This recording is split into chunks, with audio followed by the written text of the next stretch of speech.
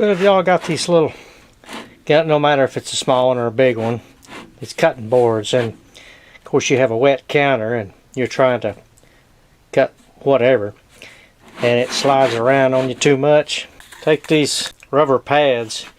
Now, even though they self-adhesive, you still have to put screws in there, because if you put this thing in the dishwasher or soak it in water for a while, these will fall off, and you don't want these to get hung up in your dishwasher.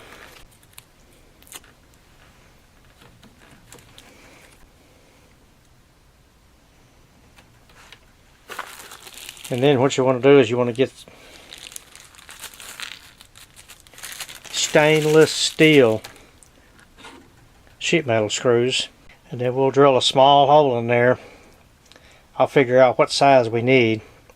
I think these are number 6.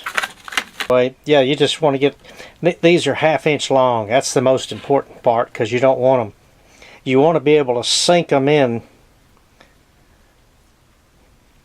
to the pads, because you don't want them sticking up scratching your counter. This is a 46 drill bit, or 78 thousandths, whichever way you want to look at it. And then we're going to drill into it. We're just going to barely drill.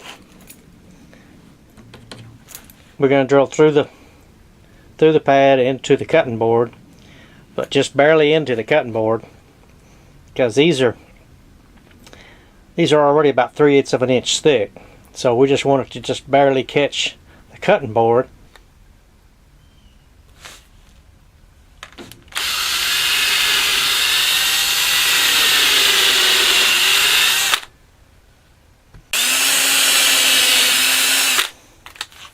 You can see these are just a little bit below the rubber, so that the screw never touches your counter.